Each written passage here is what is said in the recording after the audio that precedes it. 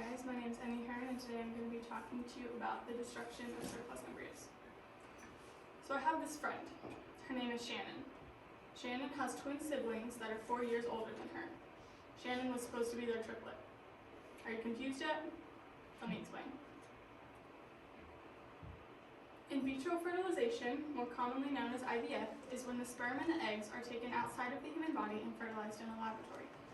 When there are more serious health and financial concerns, the couple may choose to fertilize multiple eggs to increase their chances of getting a viable embryo. These embryos will either be immediately implanted into the mother or frozen to be used at a later date. It is what happens to these leftover embryos that raise questions and concerns. If Shannon's parents had made the decision not to implant the remaining embryo and decided instead to discard it, Shannon wouldn't be here today. There are many considerations to be thought through when faced with this decision. Laws were put in place to ensure that medical patients would be informed which clinics had better results from IVF, but in some instances this led to clinics cherry-picking patients in order to improve their pregnancy results. To date, there is no clear legal consensus as to whether the embryos are humans, property to be distributed, or something in between. There's no federal statute addressing the status of embryos, and decisions reached by the courts and legislatures have varied from state to state. One of the first frozen embryo cases was Davis versus Davis. After they were divorced, the wife wanted to donate the embryos to another couple for implantation, but the husband wanted them to be destroyed.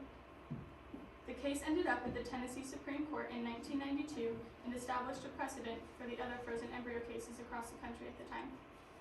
The Tennessee Supreme Court resolved that embryos are neither persons nor property, but belong to an interim category that entitles them to special respect because of their potential for human life. This has led to courts typically ruling in favor of the party wishing to avoid procreation. The Tennessee Supreme Court ended up ruling that the right to no life was greater than the right to life. Ethically, the considerations for IVF include the storage and fate of surplus embryos, along with the permissibility of sex selection, or choosing your child's gender. Things like genetic testing and scientific research also need to be considered by the parents in deciding whether or not they are okay with destroying one of the embryos they worked so hard to create is not something to be taken lightly, and leaves many parents confused and paralyzed by the weight of the decision. For parents who believe that they're done having children, the reality of having more kids to think of is a difficult pill to swallow. The moral examinations for IVF, beyond the destruction of surplus embryos, needs to be taken into account when deciding if this decision is right for individual families. Deciding whether to go through this life-changing procedure is not something to be taken lightly, and often leaves parents confused and paralyzed by the weight of the decision. A quote taken from a personal testimony of parents who had gone through IVF says, quote, "There was a lot of information, and it was overwhelming, and a lot of it was sciencey. We were both a little like deer in the headlights." This personal testimony shows that although IVF is fairly common practice in the United States, not much information is given to potential parents about what decisions need to be made after the embryos are implanted. This assisted reproductive technology is increasingly being used in developing countries outside of the U.S. According to Johns Hopkins Medical Institution, as of 2009, 3.4 million children have been born worldwide after assisted reproductive treatment. The global impact that IVF and the destruction of surplus embryos have goes beyond only Christianity and Western religions. In recent years, Buddhists have become more outspoken about their beliefs regarding the issue, the British Broadcasting Network going so far as to say, "Many Buddhists would not have an issue with fertility treatments and would rather see them as a means to be compassionate to those who are desperate to have a child." On the complete opposite side of the spectrum, the Catholic Church has always been a very outspoken opponent of IVF. According to the official United States Conference of Catholic Bishops website, children are begotten, not made, and that reproduction assistance is only moral if it does not replace the Marriage Act, even though the issue in the first place was that the Marriage Act wasn't yielding any children. As for global regulations, because of moral considerations, cryopreservation is banned in some European countries like Italy and Germany. According to a quote from NBC News, regulation is needed within the fertility industry, and we're hopeful that the United States will follow the examples established by Germany and Italy, where only a few embryos can legally be created and transferred at a time, thus avoiding surplus embryos. But is this method actually feasible for doctors in the United States? The United States is a great country, but does our desire to be number one at everything translate over into our medical practices? This may be the reason why most doctors refuse to implant only 1 to 2 embryos at a time due to a lower success rate. Lower Lower success rates equal less patients at their clinics, which equals less money in their hands. Most American doctors transfer up to 6 embryos at one time instead of the 2 to 4 embryo transfer standard common across Europe. An article done by NBC regarding the United States fertility clinics said, "But you still see many physicians with the mentality of the more the merrier. So you see some women having 40, 50, even 60 eggs retrieved in a cycle, and the embryologist gets the orders from her doctor to inseminate all of them, and the question isn't asked if the patient even wants that many inseminated. This couple now has up to 60 potential children to think of. Sure, the odds of all the embryos being viable are low, but not zero. American ideals can be harmful to those struggling to have children, and psychologically it may affect their decision-making and rationality and could encourage them to seek help elsewhere." According to Harvard Medical School, treatment failure may trigger a renewed cycle of grieving and distress. The distress may be especially severe for patients living in Western developed nations, where the cultural assumption is anyone who works hard and is persistent will succeed in achieving a goal. A licensed clinical social worker from the University of Utah said, "The stress level for infertility is comparable to the stress level of being diagnosed with cancer." According to the National Embryo Donation Center, over 1 million embryos are frozen in the U.S. This leaves the embryo sitting in liquid nitrogen for the next however many years. Children can be born from a frozen embryo up to 30 years after they were initially frozen. Many times, women will elect to freeze their eggs if they're focused on their careers and do not want children right now, but want to leave the option open for later down the road. In San Francisco, this is becoming more and more common as more people are choosing to freeze their eggs and their embryos.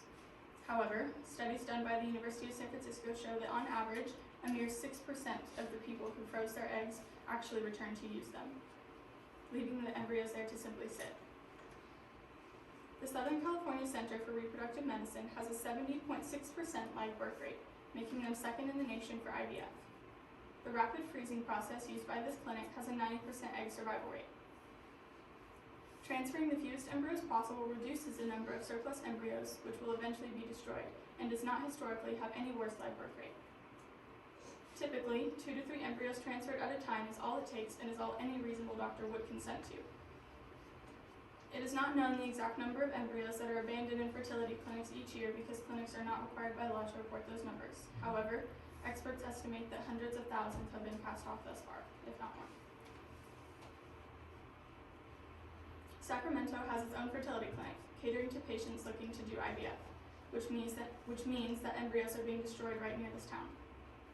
Sacramento, California is one of the 17 cities in the 17 states that have a mandated law on infertility insurance coverage, according to ConsiderIVF.com. The cost associated with freezing embryos in Sacramento is an enormous factor weighing on parents as they decide what to do with their unused embryos. The cost of freezing an embryo in Sacramento is $7,850, plus $500 every year after that.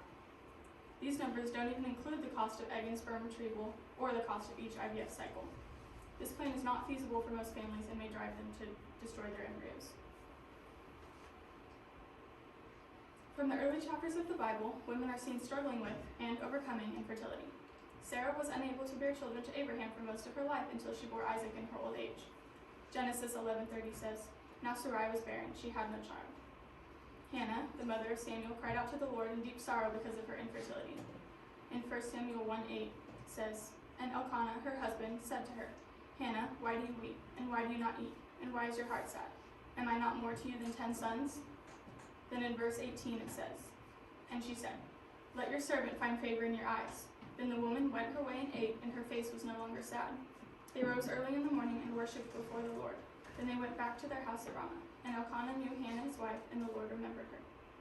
Zechariah and Elizabeth were not able to bear children, but through miraculous intervention, Elizabeth gave birth to John the Baptist.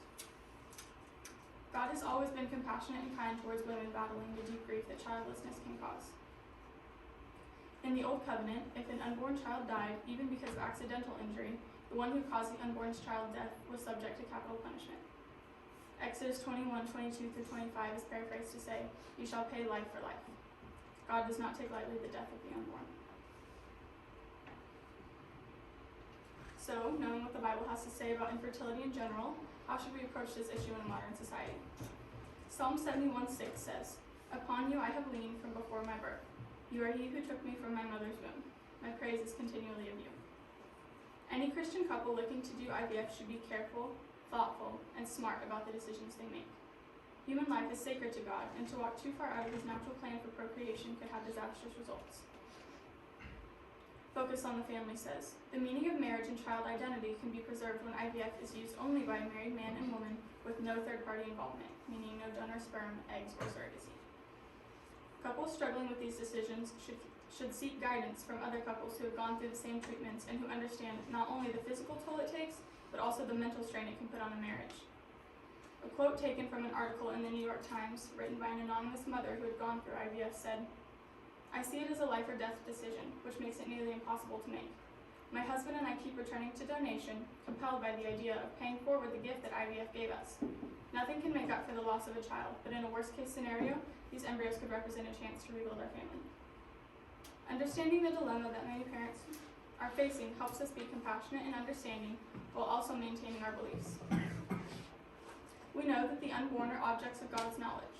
From a Christian worldview, this should be sufficient to discourage taking the life of the unborn, since it interrupts the sovereign work of God in the womb. Approximately 1 in 8 couples will experience infertility. Be prayerful and considerate about the decisions you make. Talk to other couples who have gone through the same things. Join a support group online and meet people who understand the process and won't sugarcoat what you're about to experience.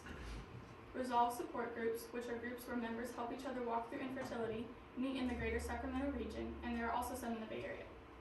Another practical step is to consider adopting embryos.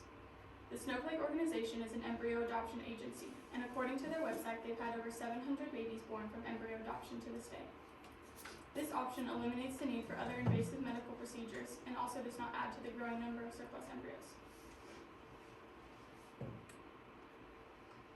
Here are some example graphs from the city of Chicago. These graphs are a good example of the true impact that surplus embryos have on larger cities. Of every person under the age of 35 who created embryos, only 92.8% of the embryos were actually transferred. Of the people between ages 35 and 37, that number decreased to 68.8%. And when we get to ages 38 through 40, only 45.7% of embryos created were actually transferred. These graphs show that there's an alarming percent of embryos being used. Emma Gibson was frozen on October 14, 1992. In March of 2017, she was thawed out and implanted into her mother, who turned out to be only 1 year older than her, having been born in 1991.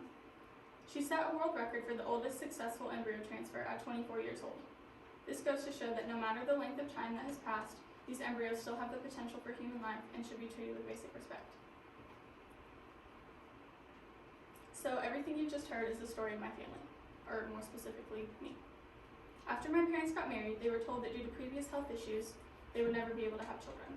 My stubborn mother did not believe that. After 15 years, they decided to try IVF. Along the way, many ethical decisions had to be made. My parents had to consider the possibility of using donor sperm in case something went wrong, and when they ultimately decided against it, the doctor told them they were wasting their time and money. After all the procedures were said and done, they had 7 embryos, and that was it. Of the 3 that they implanted, I was the only one that survived long enough. The remaining embryos created didn't survive the pre-freezing period, so I really was their only shot at biological children. The verse that my mom and dad held on to during those difficult months was Psalm 34:7. Delight yourselves in the Lord, and he will give you the desires of your heart. Thank you for listening. Any questions?